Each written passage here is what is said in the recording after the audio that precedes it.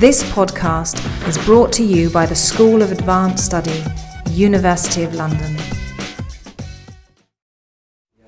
Okay, well, good evening everybody, and a very warm welcome to this evening's seminar. I should just say, for those of you who can't quite hear right at the back, there are plenty of empty seats close to the front if you'd like to move forward. If you want to stay skulking at the back, though, you're very welcome to stay there. It's my very great pleasure this evening to be able to welcome to this series on international refugee law, with a regional focus, one of the key researchers, certainly in London and probably in Europe, on the area of European asylum, migration, and also European politics in relation to those two themes. I'm speaking, of course, of Dr. Eiko Thielemann, who's sat here beside me, and I think most of you will be familiar, at the very least, with his name. Dr. Thielemann is a senior lecturer in European politics and policy at the Department of Government and the European Institute of the London School of Economics. He's also the director of a Migration Studies Unit, which has been around for a good number of years and was something that I remember being very interested in even back when I was a student. It's done some really fantastic work. On the practice side of things, Dr. Thielemann has also worked as an advisor both to the European Commission and the European Parliament, and as such speaks not only as a researcher but someone with insights in the policy world as well. His research focuses on a number of related areas, but particularly in relation to the European Union and comparative policy making in the field of asylum and immigration issues. And he's currently working on a research monograph on the international politics of refugee burden sharing. So it's within this broader context that he'll be addressing us this evening on constraints on executive power, explaining variation in the acceptance of asylum seekers and refugees in Europe. Now this, of course, is a topic which has started to attract some fairly hot interest over the last 6 to 12 months, and to have an expert addressing us on this is really a privilege. So I'd like to begin by saying thank you to Dr. Thielemann for being here, and also just to ask, as we're relatively few in number today, if you, as we go around, you could just give a sentence or so of introduction just to give a sense of who the seminar is going to be involving. So if I could start with the gentleman over here. I'm Stephen Myers, I'm a barrister. I can see that. Student in Refugee Studies. Cecile, here at the ICWS at Human Rights. Hayden, I'm also doing the MA in Human Rights. And Joe, I'm also an MA student. Paolo, PhD student at LSE. Paolo, PhD student here at Once. Jennifer Wright, currently volunteer at Amnesty International. Rachel Fox, MA Human Rights at UCL, and Brian Rogers is being European International Refugee Law. My name's David, I'm studying international law at SOAS and volunteering with Detention Action and looking forward to the Hi, my name is Clelia. I'm also a master's student at SOAS studying international law. Hi, my name is Jane Nissen and I'm also a volunteer with Detention Action. Excellent, thank you, and thanks for coming and welcome.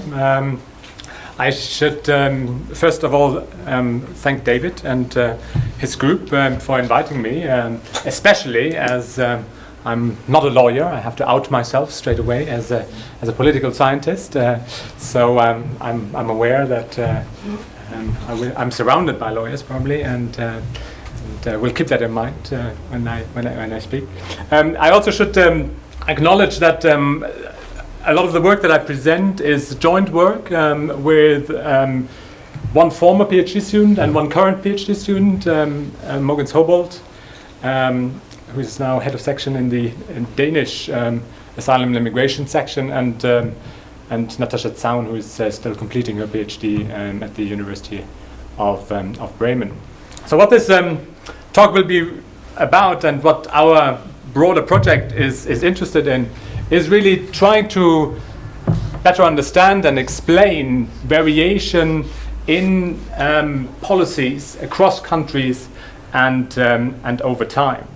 And the starting point for some of our research, I guess, was really this desire to understand better the dynamics of refugee protection, in particular in Europe, both with regard to cross-country differences as well as the differences in policy responses to refugee crisis over time. And I guess what we were struck with, and what I guess motivated some of our research, was the observation that what we've seen in Europe for many years is that efforts to enhance the rights for asylum seekers and refugees, on the one hand, were coupled with attempts to at the same time restrict access, reduce numbers, and basically make it more difficult for protection seekers to come to Europe and find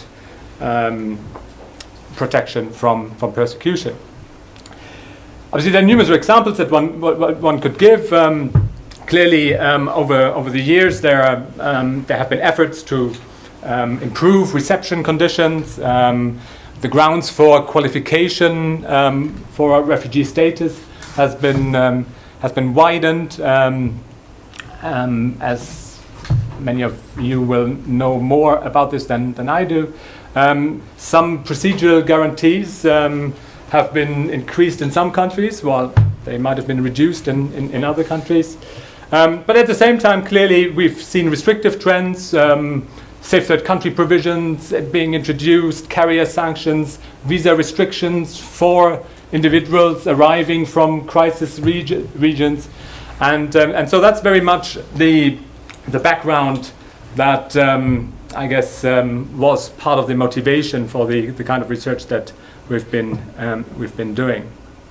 So some of the questions that we've been trying to address is then really, why is it that at least apparently some countries seem to be doing more when it comes to refugee protection than others? Why are some countries more restrictive at some point in times and less restrictive at other point in times? So catching the over time dimension. And thirdly, what has been the impact in Europe of the increasing involvement of EU institutions in the making and implementation of asylum and refugee policies? So here I want to look at the impact of the EU, both in terms of the kind of policies that have been adopted at the EU level, what I will call kind of influence on policy outputs, and its impact on policy outcomes, so what's happening actually on the ground in terms of the realization of protection outcomes.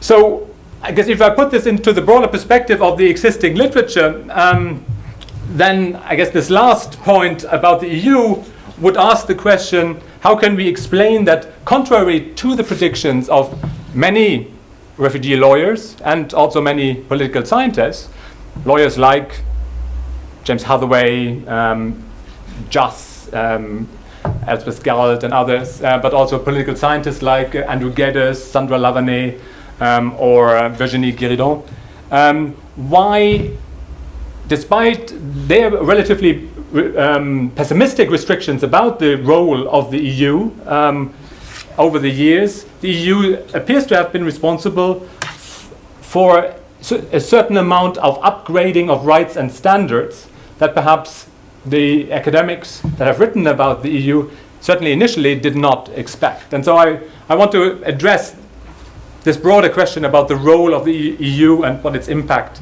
has been. So I will proceed as follows. First, I want to briefly give you an overview of kind of some of the, I guess, policy developments in Europe in particular. I will then talk about a model, an explanatory model that was recently published in the International Migration Review that has attracted a lot of attention. Model by Martin Roos and Martin Heisler and Martin Roos. And this model is called the numbers versus rights model. And I will try and apply this to the refugee context and see what kind of insights that can shed on our understanding of refugee policies. I will then look at whether that model in its predictions is supported by the empirical data that we can analyze. So I will look at, I guess, policy outcomes across Europe over a longer period of time to see whether and to what extent the model actually helps us understand dynamics of refugee protection better.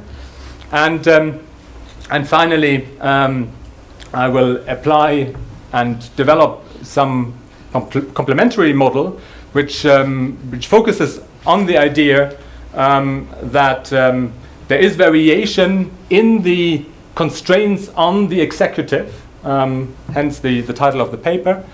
The idea that non-elected institutions, as they are involved in refugee policy making, are often less constrained by populist demands for restrictions than elected officials, and that variation in the degree of constraints on the executive powers involved in refugee policy making might explain some of the variation across countries and across time that we see. So, given that we are a small group, I would very much welcome questions as I go along. As obviously we all have different backgrounds, so I would be delighted if I got a sense for where and if I lose you at any point in time. So feel free to jump in with comments and questions as I go along. So let me start with my overview, I guess a good starting point might be the recent responses to the Syrian refugee crisis. Just to kind of give one example of variation in responses to a crisis as that one. So even a cursory look obviously shows you that responses have been very varied. The UNHCR now estimates that there are about 5 to 6 million internally displaced Syrians, 2 to 3 million refugees. The kind of responsibilities and willingness to, I guess, engage in protection efforts between different countries varies very considerably. On the high end, we have a very small country like Lebanon with 4.5 million inhabitants, hosting 800,000 Syrians at the moment. We also have a European country, Turkey, hosting 600,000. I guess one interesting comparison that one could make, some people have said, well, what do 800,000 refugees in Lebanon, what would be the equivalent number of Syrians for example, the US context? And the estimate would be about 60 million. So it would be the same kind of responsibility and effort if 60 million protection seekers arrived in the US. The EU takes as a total 2.4% of Syrians currently displaced outside the borders of Syria, and of those 64,000, 2 countries have taken 60%, and that's Sweden and Germany. So that's just really, I guess, a snapshot of some of the responses that we've seen in this particular case. If we take a kind of longer term perspective and look at protection dynamics in Europe over a longer period of time, so I've got here some data from 82 to 2010. The top graph is looking at asylum applications in Europe and how they have evolved over time. The bottom graph is successful asylum claims, so both Geneva Convention status granted plus subsidiary protection status given, and you see obviously a huge variation in terms of asylum applications, with particular spikes at the time of the Bosnian crisis and the Bosnian war and the Kosovo war later on in Europe. you also see, I guess, quite a bit of variation in recognition and successful claims. You see this better in the next graph, which looks at sorry, the bottom line doesn't come out very well. So the top line is here for the same time period, Geneva Convention status granted to total number of people over that time period, and the bottom graph is subsidiary protection awarded. And I guess what is noticeable is, despite the various spikes that we have, that sometimes respond obviously to particular crises, is that I think broadly speaking we see an upward trend, which is perhaps not what the general perception of commentators in Europe is, and we clearly see that the subsidiary protection category, obviously that was almost insignificant in the 1980s, obviously has risen very significantly over the years. And that's something I want to come back to what extent perhaps also these two categories complement and each other, and whether some countries who perhaps previously would have given Geneva status are now using the subsidiary category more than would have otherwise been the case. So that's with regard to, I guess, some aspect of policy variation. When we look at outcomes, we also see quite a lot of variation when we look at outcomes across countries here. So I've looked at over time.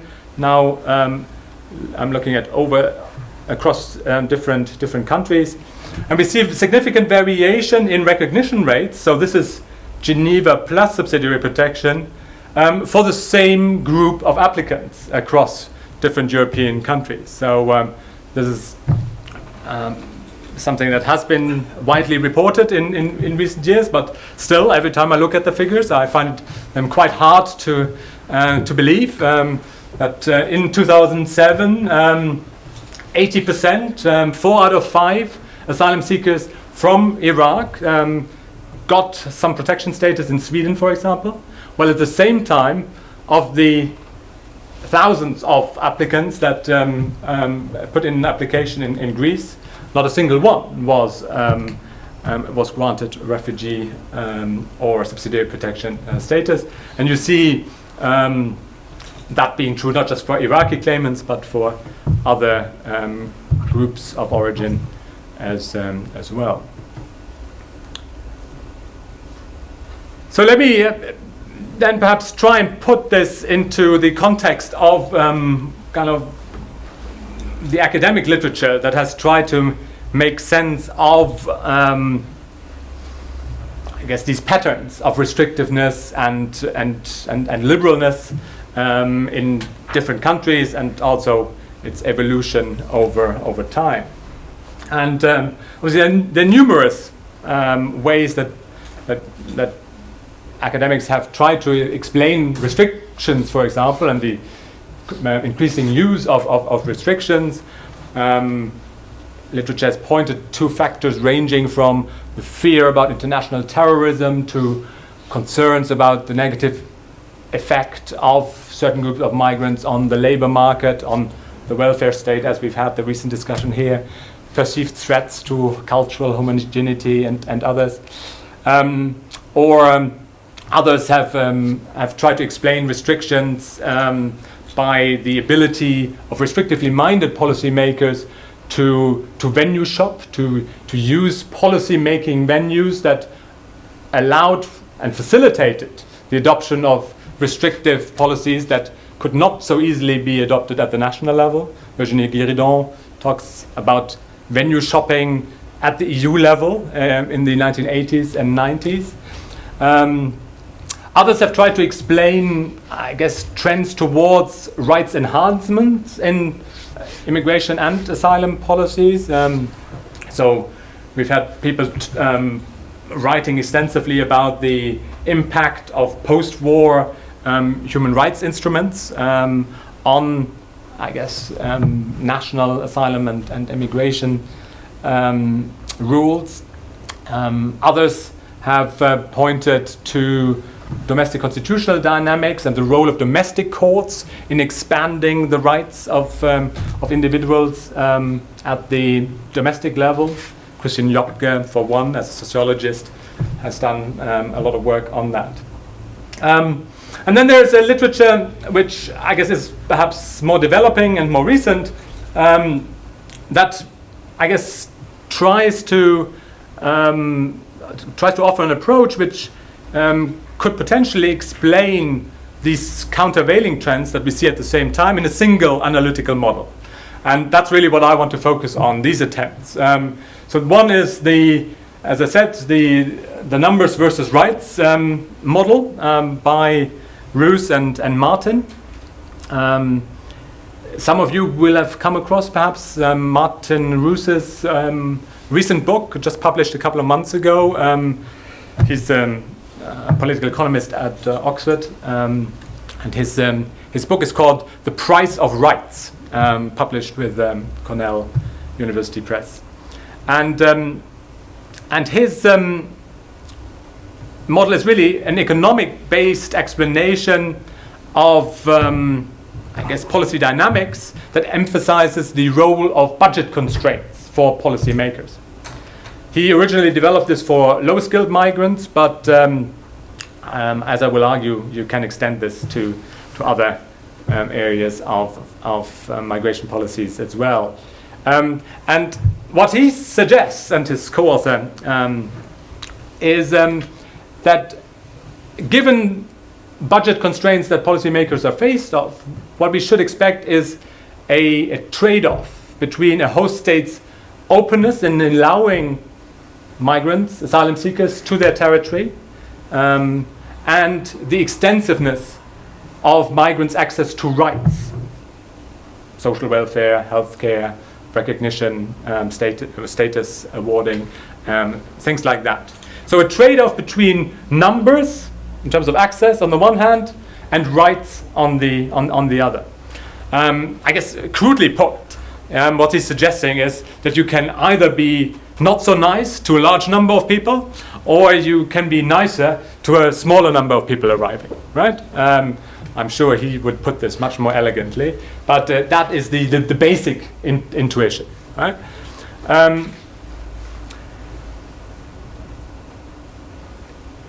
So he's basically arguing if there are costs involved for the state from migration, and I think one can perhaps persuade people that at least in the asylum context there are short and medium term costs for states, that we should expect rights restrictions when numbers are high and attempts to restrict openness, access, number of asylum applicants when rights are perceived too costly for the state to cope with.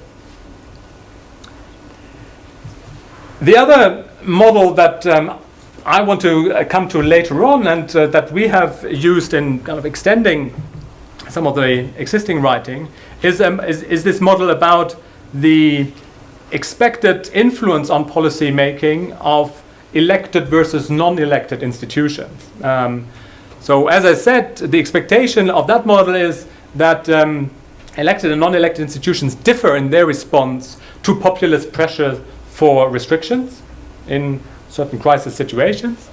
And it therefore predicts more rights-oriented policies in the context where the relative influence of non-elected institutions and hence the constraints on the executive powers are greater. So the more non-elected institutions like courts are involved in the policy process, the more rights orientation we would expect. And so what I want to do is I'll first focus a bit more on the numbers versus rights model, explain it a little bit more, and then provide what I think is the first empirical analysis of that model in the context of asylum and refugee policy. and then I look at its strengths and limitations and offer some extensions that focus on this constraint on executive power idea. So, as I've already suggested, is that numbers versus rights might be quite intuitive as a general idea.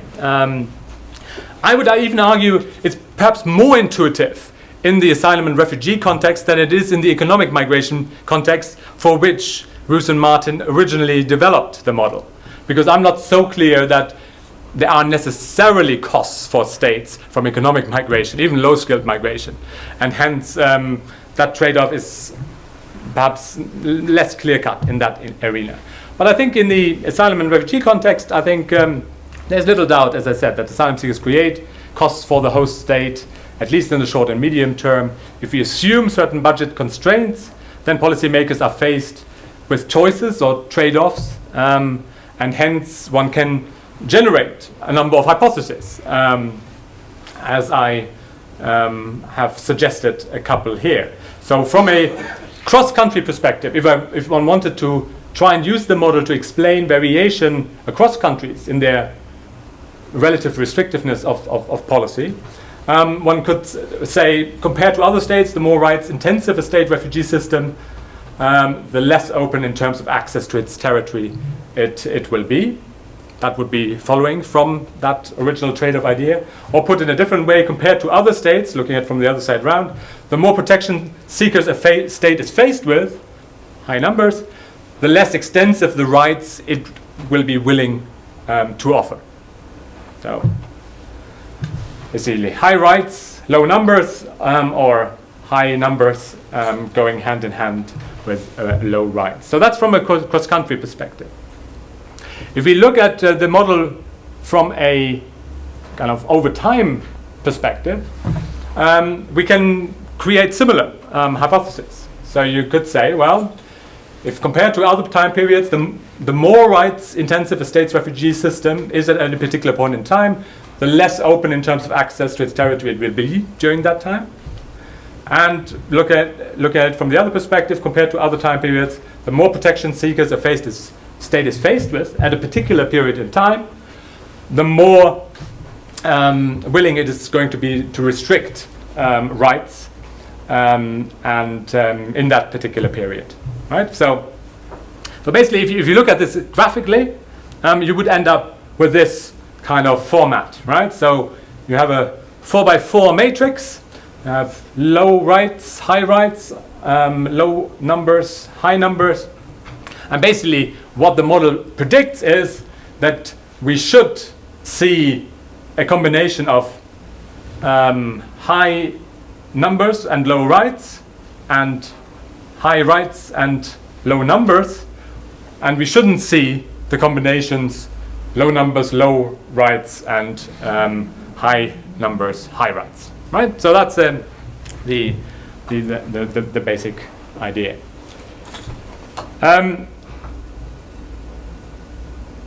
So ultimately, obviously, this model might be conceptually interesting, intuitive, or not. But ultimately, obviously, the test is, does it actually explain or help us understand what's going on in practice? So we've been thinking about what kind of empirical analysis could one do to see to what extent that model helps us understand what is going on in Europe or elsewhere.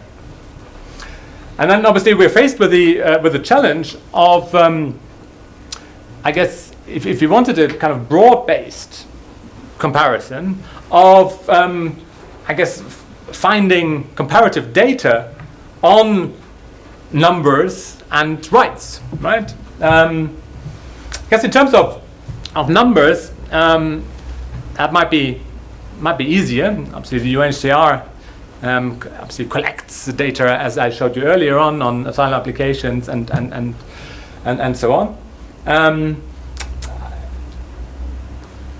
On rights, obviously, here we are in a way faced with a much more complex reality, and we don't really have at the moment, as far as I'm aware of, there is no database that systematically and comprehensively compares rights across countries or across time in a way that could be exploited through some more quantitative analysis. LSE is involved in a project at the moment called the Impala project, which tries to fill that gap in data. So what the Impala project does, it's a collaboration of LSE, Harvard University, Sydney Law School, and the Universities of Amsterdam and Luxembourg. What Impala tries to do is compile the first database on the codification of immigration and asylum policies across countries and over time, in order to assess and be able to say something meaningful about the relative restrictiveness of a country's immigration or asylum system at any particular point in time. And the Impala project does so by coding immigration laws across countries. So basically we have a large set of coding questions that we throw at the immigration law of countries at a particular point in time. And basically generate answers that can be put in some quantitative measure. And so basically what we do is we create questions that ideally can be answered with a yes or no question. So does the law provide for a particular right, yes or no? And that in the end should give us the ability to aggregate a certain set of questions that meaningfully go together and get an impression of a country's policies characteristics more, I guess, comprehensively and as a collective set of variables. Unfortunately, Impala is an ongoing project, so we haven't got that data yet. So what we have done so far in this particular study is to use a number of proxies that try to capture the essence of access policies and rights, so numbers and rights in various ways. For numbers, we generally look at asylum applications, and for rights, we distinguish on the one hand rights of access to a territory in terms of visa policy. We've got some good visa data for European countries. And then we look at right to stay, so right in terms of being granted some status, either Geneva or subsidiary, on the rights dimension. Obviously, we are aware that we only capture certain dimensions of what one could potentially analyze in that respect. But as we are interested in kind of broader and longer term comparison, there are certain limitations in terms of what we can use. Right. So I think I've already said much of that. So that's really where our data comes from. Obviously, I realize that for lawyers in the room, this might be a strange way of thinking about asylum and refugee policy. Right. So here's an attempt really to do comparison across 20 plus countries, right, by focusing on a few measures that are comparable, right? So obviously we have lots of kind of more specific case studies in the literature that are all very good and helpful. But obviously if you do a case study approach, then obviously you are limited in the kind of comparisons that you can make. So we're really, I guess, interested to see to what extent, I guess, broader macro comparisons can provide new insights or complement whatever else is already out there in terms of more specific analysis. All right, so let me talk you through a little bit the results that we found and what that means in terms of the different models that I alluded to. So to explain this graph here, what you have here at the bottom is number of asylum applications relative to population size, right? So fewer numbers relative to population size on the left, higher on the right. So that's our numbers variable. On the on the vertical axis, we look at visa recognition rates. So basically, we're saying in terms of rights, how restrictive or open are countries in granting a visa to someone who's applying from a potential refugee-producing region, right? And so we basically looked at UNHCR data, identified the key regions from which asylum seekers came from in that period, 2005 to 2010, and then looked at the practice of visa denial or visa granting for individuals applying from these countries. So when I talk visas here, I talk about short-term visas. So tourist visas, obviously, there are no asylum visas, as we know, right? So so these are short-term visas for other purposes that people might use to gain access to the territory and then apply for asylum. So the hunch would be, if number of asylum applications are high in particular countries, they might be tempted to use restrictive visa policy to reduce numbers, right? Or not to reduce numbers, but to counteract high numbers that produces particular cost concerns. So what we would expect if the numbers versus rights hypothesis was perfectly proven from the data, we would like a correlation line that goes from the top left to the bottom right, and we would like countries to cluster around it. And that would basically show that there is this trade-off, this relationship. What we see is the empirical reality is not quite like that, right? So what we have is we have a group of countries where we have low numbers and high rights, right? But we also have countries that seem to have low numbers and low rights, which you wouldn't be able to explain with the numbers versus right model. And you also have countries like Norway and Sweden, which fall perhaps more in the category high numbers and medium to high rights in terms of visa access. So not particularly conclusive from that perspective. Looking at this through a different lens. So here we have again numbers of asylum applications per relative to population size on the bottom. And then we have here rights in terms of access to status, or ultimately status resulting in residence rights, right? And here we use asylum recognition rates, both Geneva and subsidiary. Again, what we would expect is this clustering around this line. What we see is clustering in the low numbers and low rights quadrant here, right? So there are a few countries that seem to be on that line, but the majority is clearly not, right?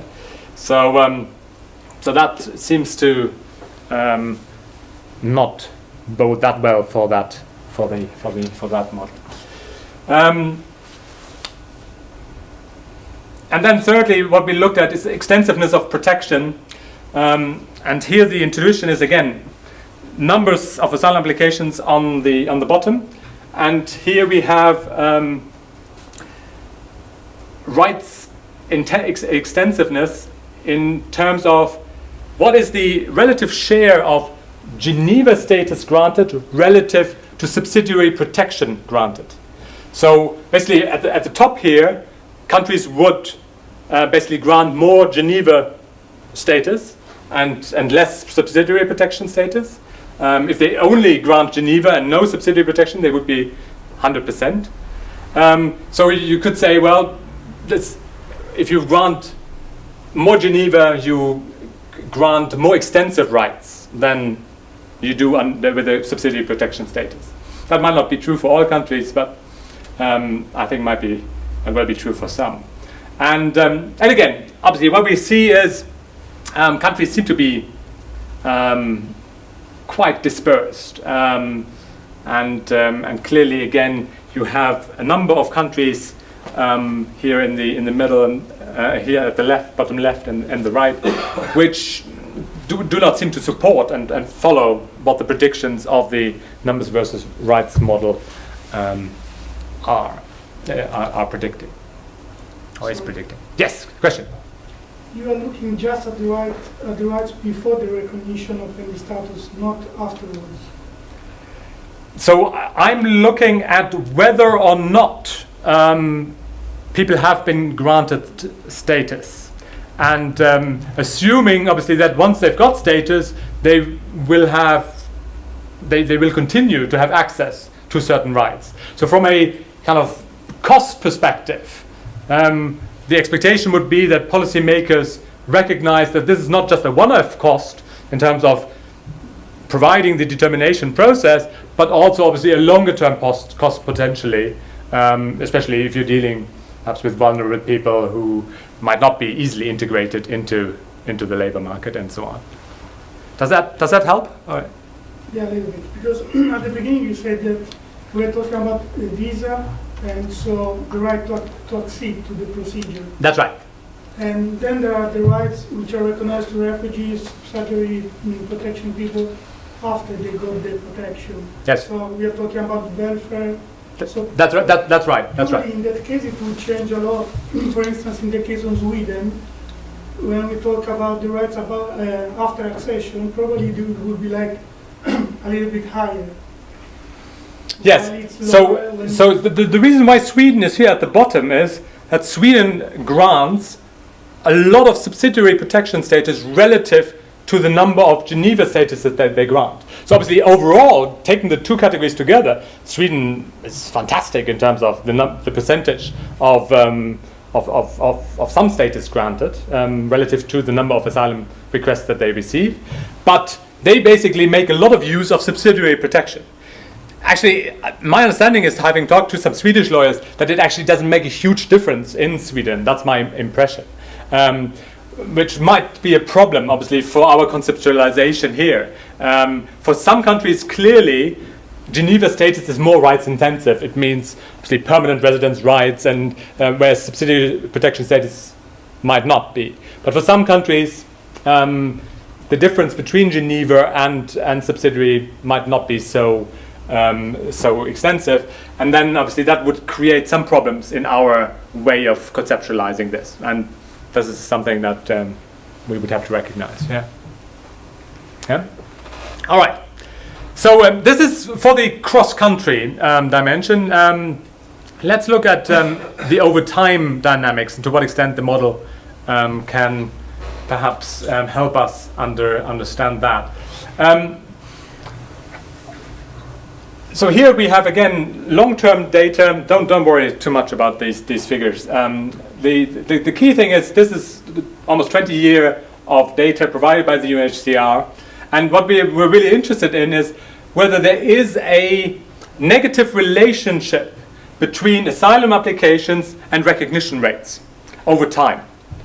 So basically, is it true that when countries receive a lot of asylum applications, that they will be less likely to grant protection status? Is there, can we see that kind of dynamic over time?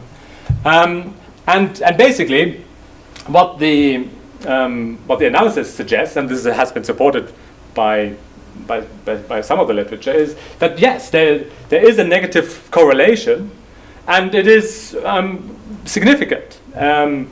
So you can at least partly explain, or there certainly seems to be some dynamics that seem to support that intuition that there is some kind of trade-off in that over that time period.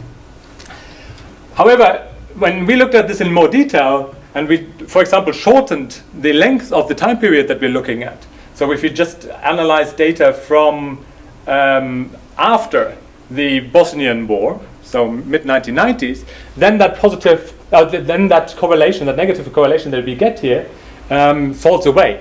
So in a way, that relationship doesn't seem to be particularly stable, and so again, there are questions to be asked. Then, to what extent that really supports convincingly the hypothesis that Roos and others have suggested.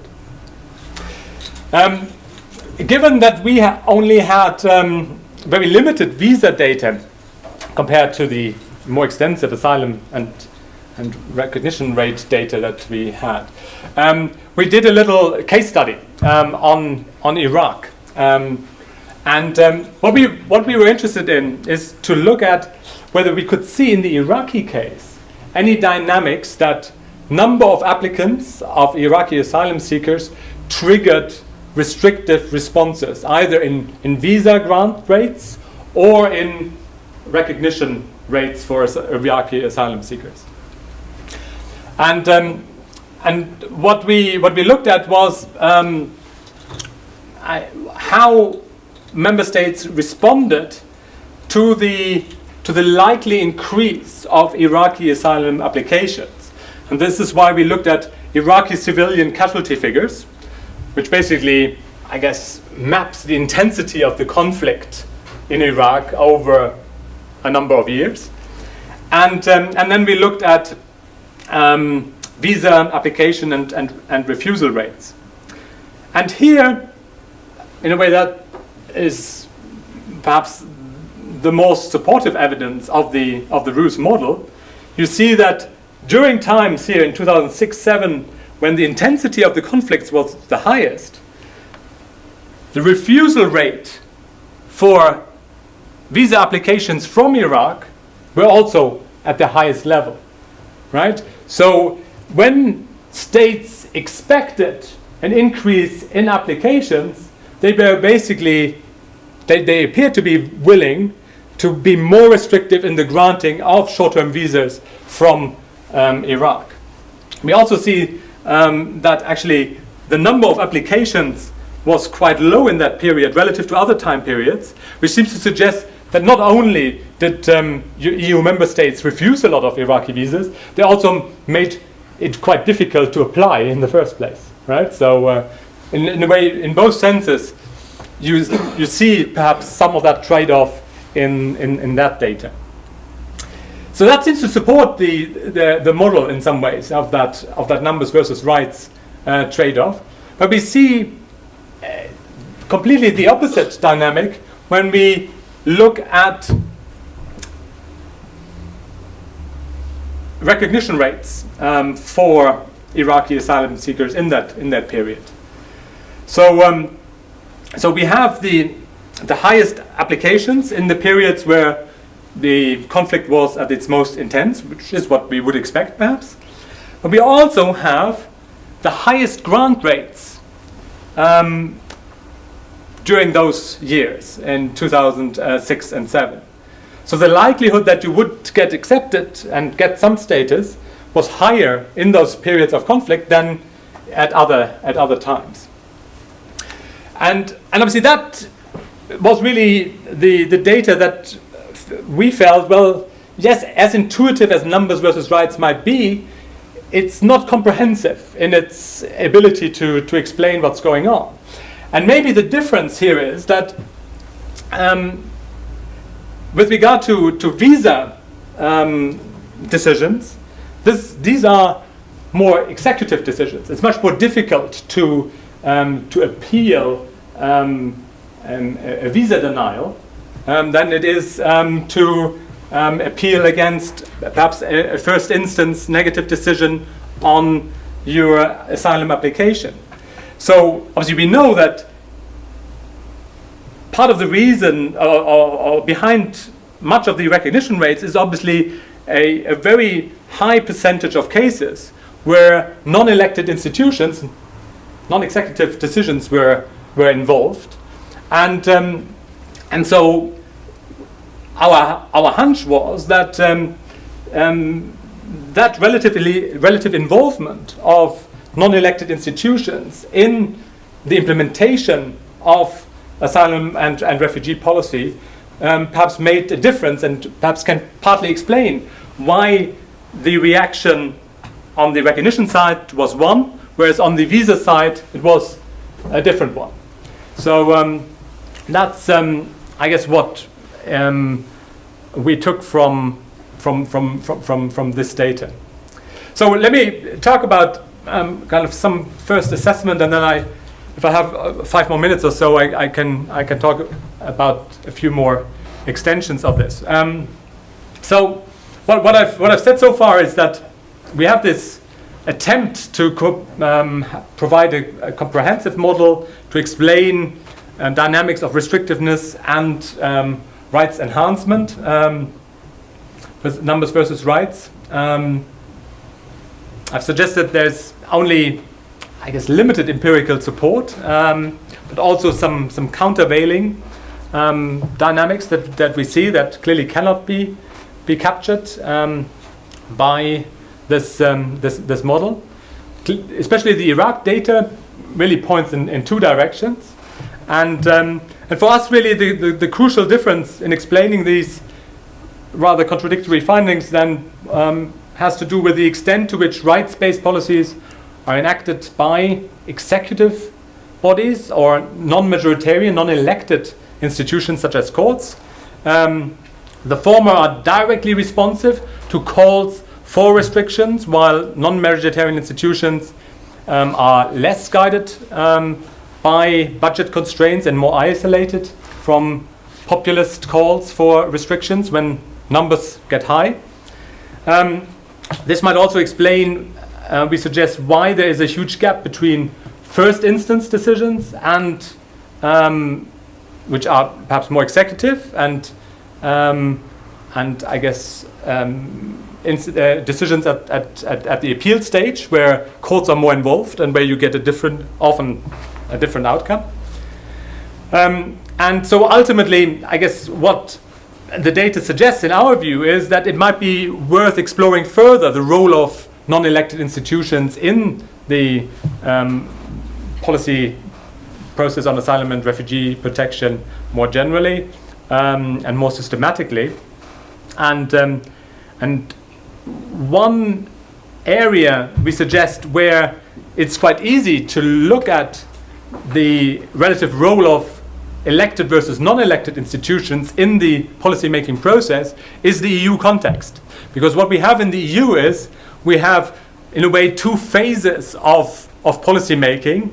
One phase where policy was made and adopted through more intergovernmental processes, and one phase where non-elected supranational institutions were more involved in the making and adoption of asylum and refugee legislation. And so I'll spend maybe another 5 minutes or so just applying this for the 10 even for in the EU context, and then I would be very interested in hearing your comments. So so this goes back to work I did in particular with Natasha Zaun, and I guess what we were puzzled by was this discrepancy in a way. When we look at a lot of the legal and also political science literature, which looks at the impact of the EU on asylum and refugee policy in Europe, most of that that literature is quite skeptical and quite has quite negative expectations in some way. So some expect, like Hathaway in his famous article of the 1990s about the devaluing of refugee protection through the EU, expected a downgrading of standards. Others have made similar arguments. Others have expected lowest common denominator policies being adopted at the EU level, and others like lawyers like Vested Hansen and others have expected a widespread non-implementation, or at least what I think Vested Hansen calls strategic evasion, so basically creating policies that leave a lot of room for maneuver for the member states when it comes to the implementation stage. So quite a skeptical overall tone in the literature on EU asylum and refugee law. But what we increasingly see, I would argue, and I think there is significant empirical evidence for this, is that we have seen some asylum and refugee standards in Europe having been upgraded through the influence of EU law. So EU law has forced national legislation to fall in line with sometimes higher standards. And so there has been a certain amount of adaptation pressure for the upgrading of existing national rules as a result of adopted EU legislation. Political scientists, when asked about the influence of non-majoritarian institutions, non-elected institutions, have a model called the principal agent model, which basically says that executives delegate the authority over policy making to non-elected institutions like courts or the European Commission in the context of the EU. For various reasons, they want to enhance efficiency, reduce costs, and so on. They also do it so that they have a scapegoat when things go wrong, right? So they can perhaps reduce electoral the consequences from electoral pressure on them. This was always the argument why you create independent central banks, right? You give them the authority to set interest rates, even if they are unpopular. And the same could be said as a motivation for delegating some of the powers over refugee and asylum policy setting to EU institutions like the Commission or the European Parliament. And then what that model predicts is that ultimately, once you delegate some authority to these institutions, you will see their influence reflected in outcomes. In particular, when the powers that have been delegated are significant, so the greater the powers of delegation that have been delegated, and where there is significant divergence in the preferences of non-elected institutions vis-a-vis elected institutions, right? And I think we've got both. So we've got in the EU context, which is why it lends itself to the analysis, we've had an increase in the delegated powers of EU institutions over time, right? So we have these kind of two phases of justice and home affairs policies. The first phase, the more intergovernmental phase, and the second phase, the more supranational phase. So basically since 2008, all asylum and refugee policies adopted in the EU framework have been adopted by the ordinary legislative procedure, which is basically what was previously called the co-decision procedure, where the Commission has the sole right of legislative initiative, the Council decides by majority, not by unanimity, the European Parliament is a co-legislator rather than just a consultative body, and we've had an extension in the powers of the European Court of Justice, as you will be well aware. Previously, in the early period, only some courts, the highest courts, could make references to the ECJ. Now, since the Lisbon Treaty, all domestic courts, like in other areas of EU law, can ask for preliminary references. So we've got, in a way, this quite unique setup where we've had a shift in delegated powers to EU institutions in one phase compared to the other. We also have, I think, a reasonable assumption, and you can't really see this here now very well. Some of my lines are not visible, but I'll talk you through this. I think there's reasonable expectations that the second condition for influence of non-elected institutions is also fulfilled, in the sense that I think it is reasonable to assume that some of the institutions at the EU level involved in EU policy making will have different preferences, will vary in their preferences with regard to restrictions or rights when it comes to asylum and refugee policy. So if you think of kind of policy preferences on a continuum between very liberal to very restrictive, I think it's perhaps reasonable to assume that national governments represented in the Council might have more restrictive preferences, given that they are responding to electoral concerns, and we know that the general public seems to be particularly concerned about inflows at the moment.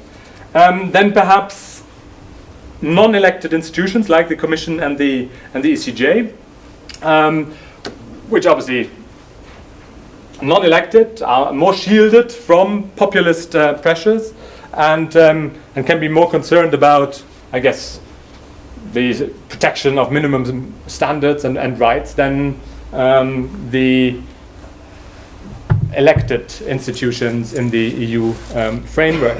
So if you give these non-elected institutions more powers and they have more liberal preferences, the expectation would be you would get more liberal preferences reflected in some of the outcomes. And this is really, I think, what we have seen. Clearly, with the involvement of the EU, the system of asylum and refugee law in Europe has not fundamentally changed. But what we have seen is that we've had the introduction of minimum standards over the last 10, 15 years. And we've seen certainly a significant number of rights enhancements adopted in particular EU laws. I give you here some examples of the various key directives on asylum: reception directive, qualification, procedures. Can even use the return directive for failed asylum seekers. And basically, you can point to a number of I guess, particular issues and provisions that have enhanced the rights of individuals in the process, compared to what existed previously in national legislation. So where you basically had pressure through EU law to adapt national asylum and refugee policies and give them in the direction of more rights in order to comply with EU EU rules.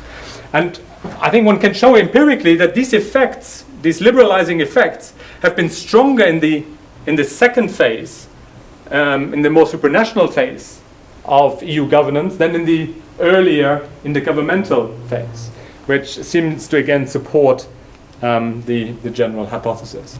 So, final slides before I wrap up. I think one can also argue that this impact of non-elected institutions in the EU context can not only be shown in terms of its influence on what kind of policies have been adopted over time, which I argue have been slightly at least more liberal than what was the case before. One can also, I think, trace that influence in terms of policy outcomes, what actually happens at the ground level in terms of policy outcomes.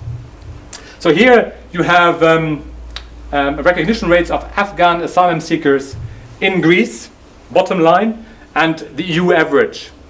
And so I showed you earlier on, obviously, that recognition rates for asylum seekers across the board was very low in the early 2000s in Greece compared to the EU. But what we see here is, and this is true for other categories of asylum seekers as well, not just Afghans, a significant increase in recognition rates, both Geneva and subsidiary, in the Greek context. And I would probably argue that the main reason why we see this trend is because we've had important court decisions like MSS by the European Court of Human Rights, or NS by the European Court of Justice, which basically both said that the determination process in Greece is substandard. It violates both international law and European law. It also meant that Dublin transfers, according to the court, were no longer justifiable, and hence were stopped as a result. So I think with the extension of the authority of the court in the EU asylum and refugee context, I think we are starting to see a certain amount of influence on outcomes in practice. All right, let me sum up, and then I'm looking forward to your questions. So I started by being interested in policy variation across countries and over time. And obviously, as I recognized before, there are various ways that you can try and seek a better understanding of those dynamics. Obviously, there have been, as I argued, lots of kind of micro studies, case studies that have provided us with a lot of insight. I guess our attempt and ambition was to provide for kind of the more broader scale analysis, the macro level. So that obviously left out a lot of the details, but I think we could identify at least some broader dynamics in that context. I suggested that there was limited empirical support for numbers versus rights, even though I still think that it is quite an intuitive kind of model in the asylum and refugee field. But at the very least, I think that a model of that kind needs to be complemented with other explanatory frameworks. I suggested this idea of the role of non-elected, non-majoritarian institutions in the policy-making process, and suggested that some of the data, both in the, I guess, international context as well as in the EU context, seem to point in that direction, that this might be a useful way to extend the research agenda. Obviously, we're optimistic and hopeful that our new data that we collect with Impala, which will allow us to do some of this analysis that we've been trying to do better and more systematically and more persuasively than the proxies that we've been working with might be able to do.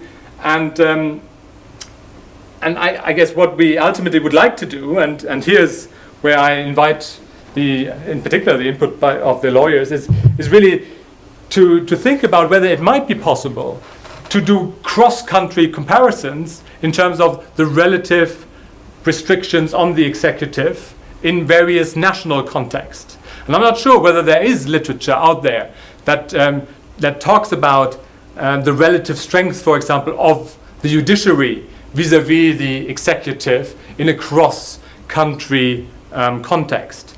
But if that data existed or could be generated, I think that could be useful for a research agenda that this paper, I guess, points to. All right, I'll shut up. I'll have talked way too much already. All right, so any comments or questions would be very much appreciated. Okay. Well, great. Thank you very much, Eiko.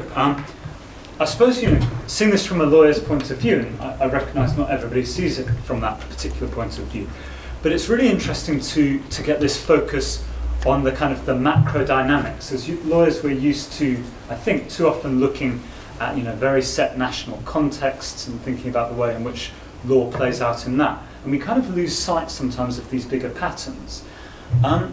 Certainly, your study seems to illuminate a number of interesting points, and certainly things which I think that there would be perhaps a wider conversation about, the extent to which the EU institutions have in fact increased standards of protection. I think that there could be a considerable debate there, depending what you use in terms of your proxies, what you're counting. Yeah. Certainly from the law point of view, the literature there is very much on one side. The skepticism remains, yes. But it's nice to have that kind of backwards and forwards. And I think your data seems to, and the analysis which you provided, seems to suggest a different perspective on that. I suppose the one question that I wanted to ask, and I would very much like to open it up to a range of other questions before you respond, is to say, well, we're talking here about Europe primarily. I notice you've got, Canada, US and Japan in some of the data as well. But predominantly we're talking about Europe. And to what extent these sorts of analyses could be applied to other parts of the world. Because refugee populations in Europe are by no way the largest refugee populations in the world. Okay? I'm thinking particularly in Latin America. I mean, there it seems very, very clear that there's this argument about numbers versus rights, particularly with the most generous regimes. Brazil and Argentina, which have very, very generous asylum regimes and protection standards. And it's frequently argued, and this is something one sees in the policy debates there as well, that this is possible only because they have a couple of hundred asylum seekers each year. Yeah. I don't know if your data would allow you to sort of comment on that situation. The other thing that I was wondering a little bit about is, you talk about these and this is again in the broader context, you talk about non-elected institutions, and it seems to me primarily there you're talking about, in the national context, courts, and in the international context, the second phase EU structures. To what extent do you think you might be able to apply that analysis where we're talking about non-elected regimes, for example? I mean, if one was looking at Libya, would this, pre-fall of Gaddafi, for example, would you be able to say the same sort of thing? I mean, presumably that regime was to some extent insulated from popular criticism and those sorts of things which you think courts may be insulated from as well. Do you think it applies also to non-elected regimes as well as non-elected institutions within democratic regimes? So there's probably a couple of questions there, and some of them are maybe just food for thought. But I'd like to open it up to other questions and comments. I'm sure we'll be ready. Yes, Katie. Yeah. Well, I had a follow-up to what you mentioned about proxies for the variables. Just knowing, I only have a very brief overview of refugee law, but enough to appreciate that there's a lot of factors that come into who are refugees, what states they choose, and how they get status. When you're looking at data, such as like the graphs you showed and then other stuff in the work, how do you ensure that what you're seeing is a causation and not just a correlation? When you looked at kind of numbers versus rights in terms of recognition, was that kind of just like the rejection of recognition, or was it also take into account like how rigorously the Dublin system might be applied, and like I wonder what impact that might have on the model?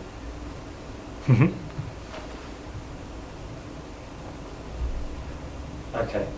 Any other for the first round of questions or comments? No? I think there's quite a lot to get on with there. Okay. Let me perhaps just follow up go in the reverse order and follow up on Dublin.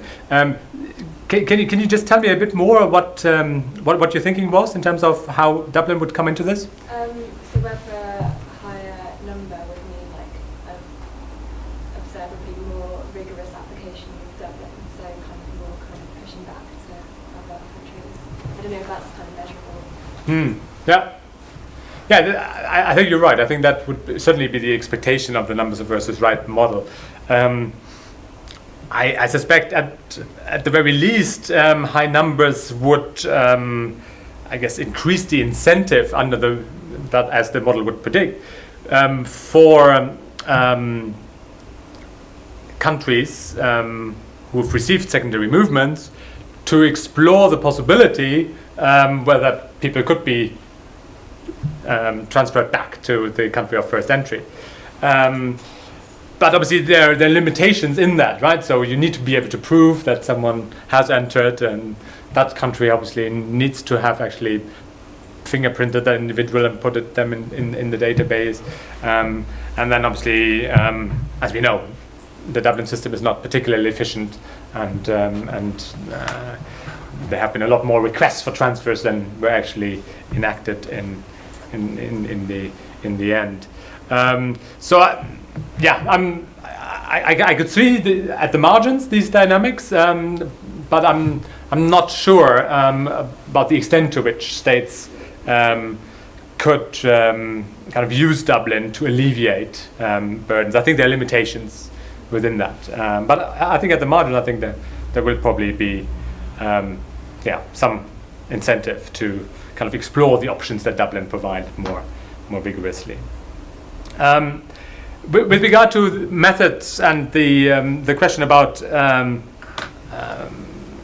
correlation or causality, obviously a lot of the stuff that I've done here, you're absolutely right, is basic correlations. In a way, from a kind of statistical point of view, they don't show you causality. They would not kind of satisfy a methodologically more focused, I don't know, an economist or a statistician. I think given the limitations of data that we face, especially when doing these macro comparisons, I think what we were mostly interested in is kind of identifying first patterns. So I might have sometimes kind of slipped into the language of assigning causality, but that's probably a step too far from the data that we've got. In a way, I think our ambitions were perhaps more modest, even though I probably should reread some of our writing and see whether we have kept that initial intention, and kind of see whether there are interesting empirical patterns that then perhaps could be further explored through a more kind of causality-based analysis, especially as more data becomes available that could allow that. But it's a point well taken. Question about non-elected regimes. That had not even crossed my mind, and is an interesting question. So clearly I'm not suggesting that we should expect more liberal outcomes from a regime like Libya because it is unelected. Clearly, the underlying non-stated assumption of all this is that we are operating in the context of liberal states that have a certain commitment to basic human rights, that have national constitutions that guarantee those, and so on. So obviously, Libya was not in our database, nor were any other authoritarian states. A definite no. But it's an interesting question, and it's perhaps something that we should make clear in a footnote in the paper. Yeah, and the final question about the possible extension of this kind of analysis to other regional contexts. I think in principle, yes, completely. Certainly in terms of the numbers versus rights analysis, and I think I know very little about the Latin American context, but my impression is that some countries, for example Ecuador, I think, who have seen a significant increase in numbers in recent years, appear to have already responded in terms of policies that have focused on exploring the possible introduction of more restrictions and so on. So I think that analysis clearly could be extended. Whether the analysis on kind of the impact of supranational institutions could be as easily extended, given that there are probably no institutions of the same kind as you have in the EU context, in the Latin American Mercosur context. I don't know. I know too little about Mercosur, but clearly, obviously, there is a particular characteristic of a very significant extent of delegation of authority in the EU context that we might not see in other regional contexts. Yeah. I'm going to open up for a second round of questions or comments if anybody has burning issues that they'd like to put on the table. Before you were wondering about the database within the European Union, there is a database, I don't know if you're aware, from ECRE. It's called AIDA. It's a comparative between 20 member states. It's like 4 months old, so it's quite recent. Mm-hmm. And this is a policy comparison database? Yeah, it compares the perception, integration, all the policies in each member state. So basically, if you go on the website, you can pick up out of the 20 member states too, and you can compare the policy, for instance, in reception or implementation or integration. Interesting. I wasn't aware of this. I will explore that. That sounds very, very, very relevant to the kind of things that we do. Yeah, thank you. Okay, I just want to finish with a provocative question, if you don't mind. When you're talking about the EU institutions, and certainly in the second phase, about their insulation to some extent from national politics, and therefore perhaps their ability to go that bit further, perhaps, yeah? Do you think that that's a long-term tendency? Because, I mean, it seems to me, certainly looking at it from this small island, you know, that some of the kind of kickback from that in terms of domestic politics and the kind of political statements which are being made about, the EU and involvement in Council of Europe institutions like the European Court of Human Rights, that these may actually be presaging longer term, less liberal kinds of tendencies in terms of the feedback that national states are now sort of going to be feeding up. Do you think that our timeline here is too short in some ways to give a definitive answer to those questions? I'm sorry, it's a rather provocative question. No, just to sound this out. I think it's a very good one, and it gives me the opportunity to perhaps talk a little bit more about the UK role in this, because obviously the UK, as in so many instances when it comes to European integration, has been a special case with regard to EU asylum and refugee policy.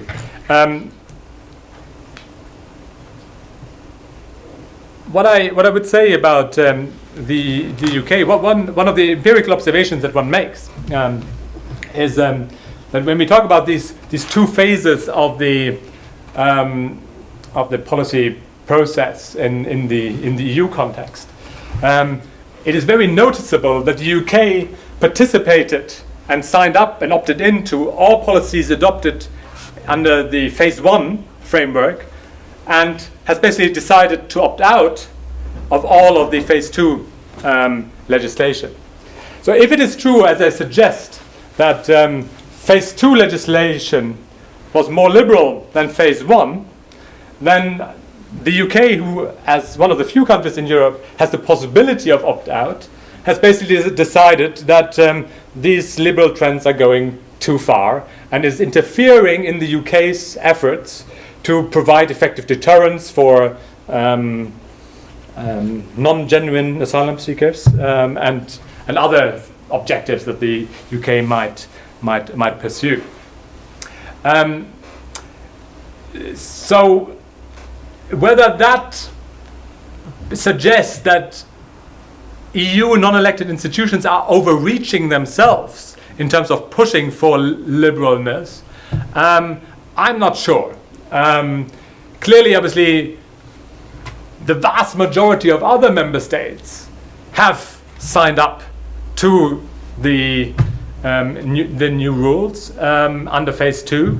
Not only have they signed up, obviously we have to remind ourselves who's adopting these decisions. It is obviously still the Council, the majority, 3/4 of the member states, of the votes in the Council, voted in favor of the adoption of these phase 2 policies. So it's obviously not the case that non-elected institutions like the Commission can just run away freely with the policy agenda in Europe. So I think the UK really is and remains an outlier on this, and I think obviously, given what I've said about liberalization and some liberal trends in EU policy, so we have to still obviously also remember that in the broader picture, this is still a policy that is full of restrictions, that still obviously makes it very difficult for asylum seekers to access Europe, to apply for asylum. And so really, obviously, I don't know, my optimism obviously could be accused of saying that I'm really focusing on a small aspect, while the big picture is really just a reiteration of broader restrictive policies that the national governments had adopted over the past few decades. But I think ultimately, obviously it will be very interesting to see how the UK situation pans out, and I'm not quite sure what the government is playing at when it is one day suggesting that it might withdraw from the European Convention of Human Rights, and the other day obviously putting the question of membership on the table. I think in the end, I think continental European states and European institutions might call the UK's bluff and ask them to whether they are really sure whether they want to go down that road. That sounds like a very good sound bite on which to end. Thank you very, very much. I hope you'll join me in thanking our speaker.